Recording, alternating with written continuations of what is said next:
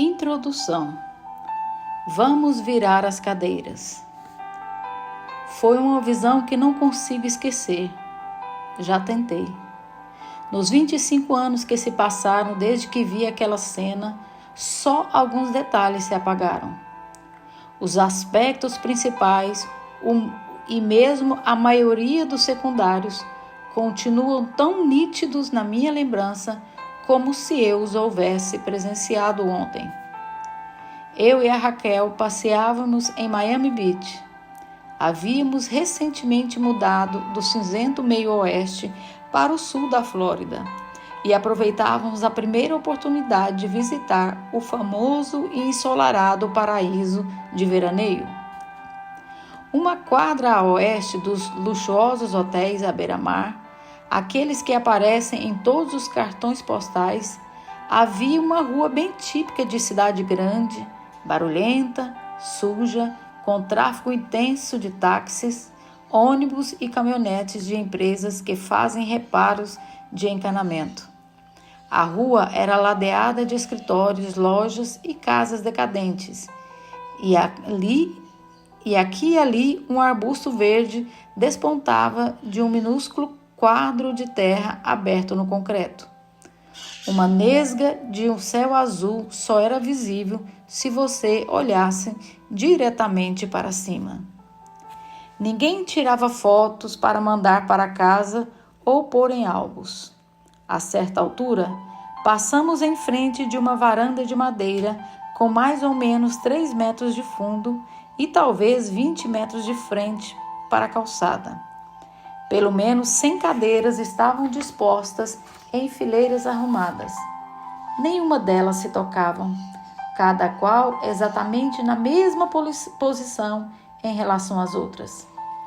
As cadeiras ocupadas, e a maioria delas estava ocupada, acomodavam um homem ou uma mulher aposentada que fixava diretamente a rua. Não me lembro de ter visto ninguém se balançando, embora eu tenha certeza de que alguns deles estavam. Lembro-me nitidamente de que ninguém virava a cadeira para acompanhar algum táxi ou pedestre que passavam ou para papear com outro companheiro. Não vi ninguém de pernas cruzadas. Recordo ter visto as meias de uma das mulheres enroladas em torno dos calcanhares. Ninguém lia livros baratos nem jornais. Não se via nenhuma xícara de café, nenhum copo de chá gelado. Não havia conversa, nenhuma evidência de que aquelas pessoas foram criadas por Deus relacional para desfrutar de relacionamentos próximos. A alma daquelas pessoas estava dormente, entorpecida, acho eu, por anos de relacionamento sem vidas e conversas inúteis. Sem dúvida, todas essas conversas pareceram importantes na época: negócios, encontros românticos, bronca nos filhos, cultos religiosos, mas talvez esses encontros com outras pessoas jamais houvesse tocado profundo bastante para estimular a vida. Lembro-me de pensar comigo: todos os que estão nessa varanda trabalharam duro a vida inteira em Detroit ou New York com o sonho de desfrutar a aposentadoria na Flórida. E agora eles conseguiram. Mas olhe só para eles. Todo o seu objetivo de vida deu nisso. Senhor, livra-me de viver de maneira tal que me leve um dia a ficar sentada numa cadeira ao lado de outras pessoas também sentadas em cadeiras, olhando só para frente, nunca nos olhos uns dos outros, nunca conhecendo ninguém, nunca sendo conhecido por ninguém. A cena da varanda era inefavelmente triste, não consigo esquecê-la. Enquanto passávamos ali de frente, minha mulher sussurrou, não sei por que ela sussurrou, pois não havia ninguém ouvindo. Estou sentindo uma estranha vontade de começar a dançar e cantar bem alto. Uma vontade semelhante me estimula a escrever este livro. Fico imaginando se o espírito sente o que sentimos quando ele caminha por entre os grupos de cristãos. Há, logicamente, algumas diferenças. Na maioria das vezes estamos conversando, às vezes cantando, ocasionalmente em círculos, dançando, conversamos coisas sérias, estudamos a Bíblia, contamos histórias e planejamos retiros de fim de semana, além de bater papos animados, mas corriqueiros sobre esportes e boatos maliciosos.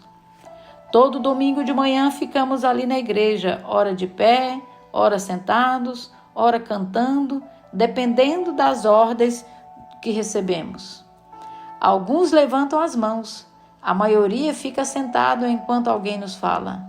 A certa altura, levantamos a mão à carteira e depositamos uma mistura de verde e prata numa grande cesta revestida de veludo para evitar que a prata tilinte. Fazemos muita coisa.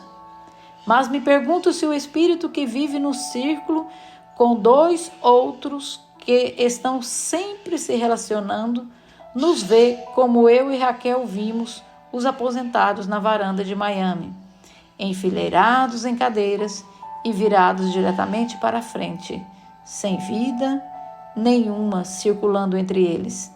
Será que é assim que realmente nos mostramos?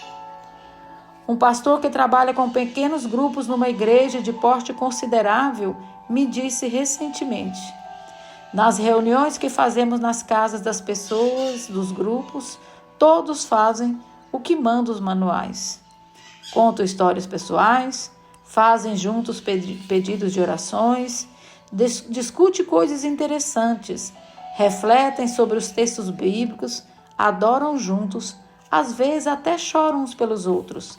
Mas falta algo que não deveria faltar, algo que todo mundo quer. Eu não sei o que é, mas falta alguma coisa. Mesmo quando alguns de nós nos reunimos para nos relacionar, será que de algum modo não guardamos nossa alma para nós mesmos, jamais nos reunindo de fato, sem dar nem receber aquilo que mais queremos? Outra pastora de pequenos grupos me disse durante o almoço: nós temos que passar para outro nível. Boas coisas vêm acontecendo nos nossos grupos, mas não aquilo que mais precisa acontecer, não aquilo que eu ou de algum modo sei que poderia acontecer. Depois ela me fez lembrar de Miami Beach e disse: nos dispomos nosso corpo no círculo, mas nossa alma fica sentada em cadeira de espaldar reto, cada qual virada de costas para outra. Ninguém quer correr o risco porque ninguém se sente seguro no grupo. Ninguém mesmo. Estou escrevendo este livro porque quero que viremos as nossas cadeiras. É preciso que a nossa alma se defronte com as outras. Depois quero que saiamos das cadeiras para nos ajoelhar. E antes de voltar às cadeiras, quero que lavemos os pés uns dos outros, quem sabe de modo figurado, quem sabe literalmente. Adoração, humilhação, humildade, depois diálogo. Essa é a ordem. Repetindo, adoração, humildade, depois diálogo. Essa é a ordem. Depois quero que conversemos uns com os outros, não meramente para bater papo, mas para fazer uma diferença, para que penetremos em outra esfera, o mundo espiritual, onde as prioridades têm prioridade e as coisas secundárias ficam em segundo plano. Quero que vivenciemos uma espécie de unidade e que nos tome cientes de que temos o melhor dentro de nós e de todas as coisas ruins que bloqueiam a liberação do que é bom, uma unidade penetrante que transforme menininhos educados em homens e mocinhas doces em mulheres. Acho que era isso que o autor de Hebreus tinha em mente. Ele nos disse que jamais deixássemos de nos reunir uns com os outros, nós cristãos. E quando nos reunimos, dizer e fazer coisas que transformem uma chama numa fogueira estimular a vida que o Espírito de Deus pôs dentro de nós, para que assim possamos avançar por noites sombrias ou manhãs agradáveis, com os olhos fixos numa realidade invisível. Ele nos disse para considerar, pensar seriamente sobre o que tudo isso significa. Contudo, não é isso que temos feito. Em vez disso, encontramos maneiras de participar da igreja, até de participar de pequenos grupos que não exijam uma conexão verdadeira, maneiras de nos envolver com os outros cristãos, sem virar totalmente a nossa cadeira. Temos andado por estradas movimentadas, amplas rodovias que mesclam atividade, organização e ambição, tanto seculares quanto religiosas. E temos também construído templos ao longo do caminho. Recebemos nos nossos edifícios as multidões de viajantes que trilham essas estradas conosco, reunindo-nos em plateias que denominamos comunidades. Mas elas não são nada disso. Numa comunidade verdadeira, as pessoas se conhecem, se relacionam de modos que somente o Espírito de Deus possibilita. Como um amigo meu recentemente comentou, eu adoro muito melhor quando estou com gente que conheço.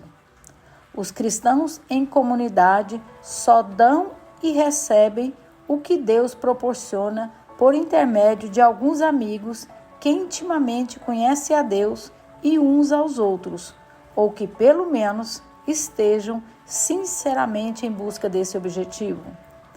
As igrejas raramente são comunidades. Na maioria dos casos, não passam de máquinas sociais que funcionam bem por algum tempo, depois quebram e em seguida são consertadas para funcionar bem de novo, ou pelo menos para ruidosamente funcionar o melhor que possam. O convite a cumprimentar os companheiros de banco no início do culto, em geral, não leva a nada. Via de regra, não passa de uma gota de óleo nas engrenagens. Você poderia se apresentar como Bento ou Jorge, Rita ou Sônia, que não faria a menor diferença. Esses tipos de relações raramente resultam em comunidade, mas frequentemente a substitui. O caminho do Espírito é muito diferente. É mais estreito, mais íngreme e mais reto do que qualquer outro. É um caminho trilhado somente por fiéis que celebram a dependência de Deus e dos outros, virando as cadeiras para uma pequena comunidade de amigos ou permanecendo com eles, por fiéis que encontram a força do Espírito de Deus para fazer essa comunidade funcionar. Eles sabem que Deus lhes dá o seu Espírito e opera milagres, tanto neles quanto entre eles, porque eles fazem isso acontecer por meio de sua inteligência, mas porque festejam sua dependência e aprendeu a ouvir a voz do Espírito. Gálatas 3:5.